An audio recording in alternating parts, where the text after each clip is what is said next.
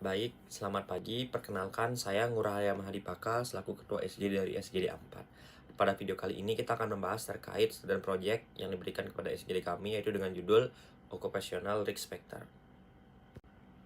Berikut merupakan anggota dari SGD kami yang tertera pada layar. Perkenalkan, nama saya Natasha Ketemi Jaja dengan 3 digit NIM R240. Di sini saya ingin menjelaskan mengenai latar belakang dari SP kami. Occupational risk factor atau faktor resiko kerja adalah berbagai kondisi di tempat kerja yang bisa berdampak buruk pada kesehatan, keselamatan, dan produktivitas pekerja. Faktor resiko ini bisa berasal dari kondisi fisik, kimia, biologis, psikososial, maupun lingkungan. Secara global, beban penyakit akibat faktor resiko kerja masih sangat tinggi. Menurut WHO, faktor ini berkontribusi pada 37% kasus nyeri punggung, 16% gangguan pendengaran, 13% PPOK, 11% asma, 9% kanker paru, dan 8% cedera kerja. Selain itu, lebih dari 70% pekerja di dunia kini juga terpapar panas ekstrim, polusi udara, dan radiasi UV, yang diperkirakan menyebabkan lebih dari 860.000 kematian setiap tahunnya. Penelitian terkini juga menegaskan hal ini. Misalnya, pekerja konstruksi beresiko tinggi mengalami kelelahan dan tekanan psikologis. Pada industri baja, prevalensi cedera kerja sangat tinggi akibat paparan material berat. Sementara di rumah sakit, lebih dari sepertiga pekerja catering mengalami cedera dan lebih dari separuhnya mengeluh gangguan muskuloskeletal. Melihat kondisinya dari tersebut, pemahaman tentang faktor risiko kerja sangat penting, khususnya bagi mahasiswa. Melalui proyek mahasiswa, topik ini bisa dikaji lebih lanjut, baik dari sisi identifikasi risiko, upaya pencegahan, maupun promosi kesehatan kerja. Dengan begitu, kita dapat menumbuhkan kepedulian terhadap K3 dan menciptakan lingkungan kerja yang lebih aman, sehat, dan produktif di masa depan. Mungkin akan dilanjutkan oleh teman saya. Baik, selanjutnya di sini saya akan menjelaskan rumusan masalah. Yang pertama, apa yang dimaksud dengan occupational risk factor dan bagaimana klasifikasinya dalam lingkungan kerja. Yang kedua, faktor risiko apa saja seperti fisik, kimia, biologis, ergonomis, dan psikososial yang paling sering mempengaruhi kesehatan. Yang ketiga, bagaimana dampak occupational risk factor terhadap kesehatan dan produktivitas pekerja. Yang keempat, upaya pencegahan dan pengendalian yang dapat dilakukan untuk meminimalkan risiko kesehatan akibat pekerjaan. Adapun tujuan dari SP ini yaitu mendeskripsikan definisi occupational factor, yang kedua menjelaskan klasifikasi occupational factor meliputi faktor fisik, kimia, biologis, dan ekonomis serta psikososial. Yang ketiga menguraikan dampak masing-masing faktor risiko terhadap kesehatan pekerja, dan yang keempat mengidentifikasi strategi pencegahan dan pengendalian occupational risk factor di tempat kerja. Baik, selanjutnya manfaat. Yang pertama ada manfaat teoritis, yaitu menambah literatur dan wawasan mengenai faktor risiko pekerjaan serta dampaknya bagi kesehatan pekerja. Yang kedua, menjadi referensi bagi penelitian selanjutnya di bidang kesehatan kerja dan ergonomi. Selanjutnya ada manfaat praktis, di mana memberikan pemahaman kepada mahasiswa, tenaga kesehatan, dan perusahaan mengenai pentingnya identifikasi faktor risiko kerja. Kemudian yang kedua, menjadi dasar pertimbangan dalam menyusun kebijakan K3, yaitu keselamatan dan kesehatan kerja, yaitu di tempat kerja. Yang ketiga, membantu pekerja dalam meningkatkan kesadaran untuk menerapkan perilaku kerja yang aman dan sehat. Selamat pagi, siang ataupun sore, dokter dan juga teman-teman sekalian. Sebelumnya perkenalkan, nama saya Marita Prabaswari dengan 3 digit NIM terakhir 179. Di sini saya ingin melanjutkan presentasi yaitu mengenai definisi dari occupational risk factor atau faktor risiko pekerjaan.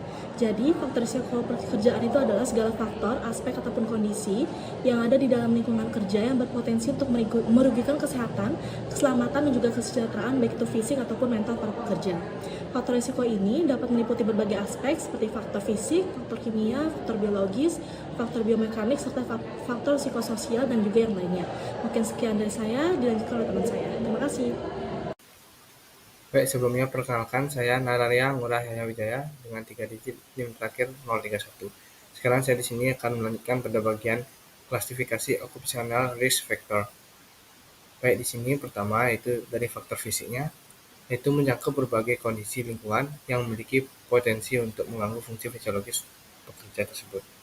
Paparan kebisingan yang bersumber dari aktivitas industri maupun mesin, seperti mesin berat, secara konsisten dikaitkan dengan gangguan pendengaran permanen seperti noise induced hearing loss, dan juga peningkatan stres serta penurunan produktivitas. Dan yang kedua di sini ada faktor kimia, itu meliputi risiko yang timbul dari paparan zat berbahaya dalam bentuk gas, uap, debu, cairan, maupun partikel padat. Zat kimia tersebut dapat masuk ke dalam tubuh melalui inhalasi, kontak kulit, ataupun jalur ingestif, sehingga menimbulkan efek akut maupun kronis. Baik, selanjutnya saya di sini akan melanjutkan pada yang ketiga, faktor biologis. Merujuk pada paparan pekerja terhadap agen infeksius, baik berupa bakteri, virus, jamur, maupun parasit. Tenaga kesehatan misalnya menghadapi risiko tinggi terhadap infeksi tuberkulosis, hepatitis B, hepatitis C, serta HIV sebagai akibat dari kontak erat dengan pasien maupun bahan biologis. Mungkin sekian dari saya akan dilanjutkan oleh teman saya. Terima kasih. Izin melanjutkan terkait dari klasifikasi occupational risk factors, memperkenalkan saya Nabila Aurelia dengan MN 158. Yang keempat ini ada faktor psikososial, yaitu faktor risiko psikososial dalam lingkungan kerja meliputi tuntutan emosional dari pekerjaan, beban kerja yang berhubungan dengan jadwal atau jam kerja yang tidak teratur, dan juga tingkat otonomi dalam mengatur tugas. Paparan faktor ini berpengaruh besar terhadap kesehatan mental dan juga emosional pekerja. Yang kelima ada faktor ergonomis, yaitu faktor risiko ergonomis atau biomekanis mencakup dari paparan postur kerja yang janggal, aktivitas mengangkat atau membawa beban berat, serta gerakan berulang. Posisi kerja yang dipertahankan terlalu lama, baik duduk maupun berdiri, dapat menimbulkan ketegangan otot, kelelahan, hingga nyeri punggung. Kondisi tersebut dapat memicu work-related musculoskeletal disorder. Perkenalkan, nama saya Naomi Mangga Hujakonia dengan 3 edisi materi 099. Di sini saya melanjutkan pada bagian dampak faktor risiko fisik. Adapun faktor risiko fisik pada pekerja yang bisa dialami yaitu meliputi kebisingan, getaran, pencahayaan buruk, suhu ekstrim, beban fisik berat, dan postur kerja tidak ergonomis. Lalu dampak yang dapat ditimbulkan yaitu berupa gangguan pendengaran, muskuloskeletal, sirkulasi perifer, dehidrasi ataupun heat stroke, hipotermia atau frostbite, serta resiko kecelakaan kerja. Lalu untuk pencegahannya, itu bisa dilakukan rekayasa teknik berupa peredaman dan juga pengaturan suhu, lalu penerapan ergonomi, penggunaan APD, dan edukasi perilaku kerja aman. Tujuannya untuk melindungi pekerja dari penyakit atau cedera dan juga menjaga produktivitas serta kualitas hidup. Bagian selanjutnya akan dilanjutkan oleh rekan saya. Perkenalkan, saya Marina Rita Sariulandari dengan 3 digit 6 terakhir 242, izin untuk menjelaskan mengenai dampak faktor resiko kimia, yang dimana ini dibagi menjadi dua, yaitu dampak akut atau jangka pendek dan juga dampak kronis atau jangka panjang. Untuk dampak akut, efeknya akan timbul cepat setelah terkontaminasi dengan zat kimia. Adapun dampak-dampaknya ialah keracunan sistemik yang dapat mengganggu fungsi saraf, iritasi berat pada bagian tubuh seperti mata dan juga saluran nafas, kemudian ada dermatitis kontak iritan yang menyebabkan peradangan yang ditandai dengan gejala kemerahan, nyeri, serta pembengkakan di area yang terpapar. Untuk dampak kronis atau jangka panjang ini tidak langsung timbul efeknya, namun efeknya akan timbul setelah adanya kontak berulang dengan zat kimia. Adapun dampaknya yaitu adanya penyakit paru obstruktif kronis atau PPOK, kemudian ada zat yang bersifat karsinogenik, itu dapat memicu timbulnya sel kanker pada tubuh, kemudian dapat meracuni dan merusak sistem saraf, hati, serta ginjal. Sekian dari saya, terima kasih. Baik, di sini saya izin untuk melanjutkan. Sebelumnya, perkenalkan nama saya Nesali Pasaribu dengan 3 dan terakhir 176. Di sini saya izin untuk menjelaskan dampak faktor risiko biologis. Adapun untuk definisi dari faktor biologis yang dimaksud di sini merupakan ancaman dari paparan mikroorganisme seperti bakteri, virus, jamur, dan parasit yang menyebabkan infeksi, alergi, dan juga reaksi toksik. Adapun untuk sektor-sektor pekerjaan yang berisiko tinggi dalam faktor risiko biologis di sini seperti pada sektor kesehatan yang akan langsung berinteraksi dengan pasien, dan pada sektor pertanian serta peternakan yang akan kontak langsung dengan hewan ataupun lingkungan-lingkungan yang terkontaminasi. Adapun dampak kesehatan yang dihadapi oleh pekerja-pekerja di sektor-sektor tersebut, yang pertama yaitu berupa infeksi seperti TBC, hepatitis B, hepatitis C, HIV, zoonosis atau leptospirosis, alergi dan gangguan imunologis berupa dermatitis dan juga asma, serta untuk jalur paparan yang mengancam para pekerja-pekerja di sini mungkin lewat kontak langsung, inhalasi atau udara, serta luka tusuk. Adapun untuk kunci pengendalian yang dapat menghindari kejadian-kejadian pada faktor biologis di sini, yang pertama yaitu vaksinasi, penggunaan alat pelindung diri atau APD yang disiplin, serta protokol pencegahan infeksi yang ketat. Sekian dari penjelasan dari saya. Untuk selanjutnya akan lanjutkan oleh rekan-rekan saya. Terima kasih. Baik, perkenalkan nama saya Muhammad Yanur Reza dengan 3 digit 596. Di sini saya akan melanjutkan dengan presentasi mengenai dampak faktor risiko daripada ergonomis.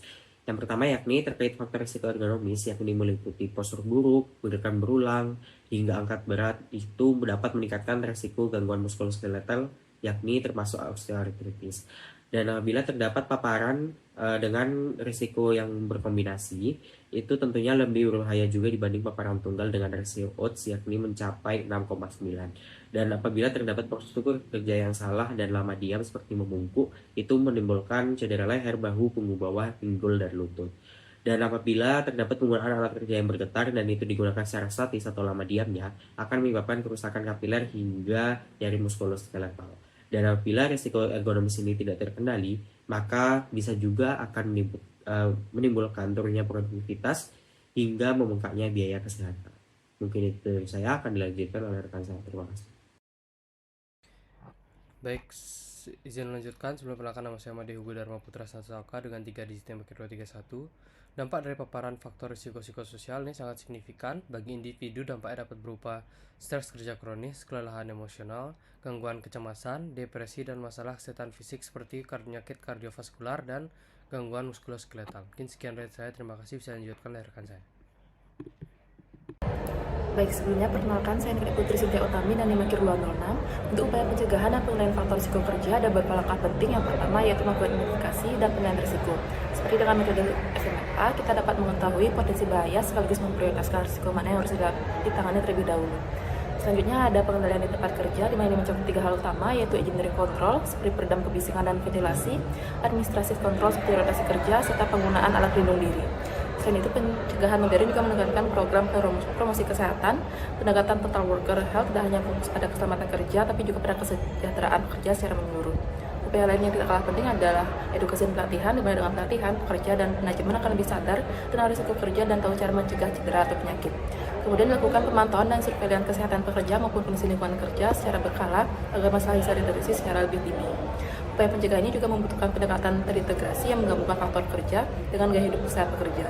Dan terakhir, kita bisa memanfaatkan inovasi serta teknologi baru seperti penggunaan wearable sensor dan machine learning untuk mendeteksi risiko secara real-time. Dan kombinasi langkah-langkah tersebut, diharapkan risiko kerja akan dapat diminimalkan dan kesehatan kerja akan tetap terjaga. Sekian dari saya, akan dari rekan saya. Terima kasih. Perkenalkan, saya Nikita Pina Inasari dengan 3 digit yang terakhir 57. Kali ini saya izin untuk melanjutkan pembahasan mengenai bab 3, simpulan dan juga saran. Adapun simpulan dari pembahasan kami terkait topik occupational risk factor, yaitu occupational risk factor merupakan segala faktor, aspek ataupun kondisi yang ada dalam lingkungan kerja dan juga berpotensi memberikan dampak bagi para pekerja. Dan hal ini mencakup beberapa aspek, diantaranya yang pertama itu terkait dengan faktor fisik yang dapat berupa paparan akan kebisingan, getaran, suhu ekstrim, radiasi, dan juga pencahayaan yang buruk. Tentu hal ini berpotensi mengganggu fungsi fisiologis dari pekerja dan juga akan berpotensi menimbulkan gangguan pendengaran, stres, kelainan muskuloskeletal, gangguan sirkulasi, serta meningkatkan risiko terjadinya kecelakaan kerja. Lalu yang kedua yaitu faktor kimia seperti paparan akan gas, uap, debu, cairan, dan juga partikel padat dapat masuk ke tubuh melalui pernapasan, kulit, atau tetelan. Dan hal ini juga berisiko menyebabkan berbagai gangguan kesehatan akut maupun kronis. Lalu yang ketiga yaitu faktor biologis seperti paparan terhadap bakteri, virus, jamur, parasit, atau organisme hasil rekayasa genetik dapat menyebabkan berbagai penyakit infeksius. Yang keempat yaitu faktor risiko ergonomis seperti postur kerja, pengangkatan beban berat, dan juga gerakan berulang yang dilakukan dapat menyebabkan gangguan terkait muskuloskeletal. Dan yang kelima yang terakhir yaitu faktor psikososial seperti tuntutan emosional, beban kerja berlebih, dan juga kurangnya kontrol atas pekerjaan tentu akan berdampak buruk pada kesehatan mental para pekerja untuk kedepannya. Nah, dari seluruh faktor yang sudah saya sampaikan tadi mengindikasikan bahwa seluruh faktor mampu memberikan dampak bagi para pekerja, sehingga diperlukan suatu upaya pencegahan dan juga pengendalian occupational risk factor yang dapat berupa identifikasi bahaya dan juga penilaian risiko sebagai langkah awal. Selanjutnya itu pembahasan mengenai saran. Nah, dalam hal ini tempat kerja diharapkan mampu menerapkan manajemen keselamatan dan juga kesehatan kerja atau K3 yang secara terintegrasi mulai dari identifikasi risiko hingga pengendalian bahaya, serta diharapkan mampu meningkatkan kesadaran dan pemahaman pekerja dalam hal penerapan perilaku kerja yang aman sesuai standar K3. Baik, itu tadi merupakan video dari SID kelompok 4 dengan judul Occupational Risk Factor. Semoga ada manfaatnya bagi kita semua. Terima kasih.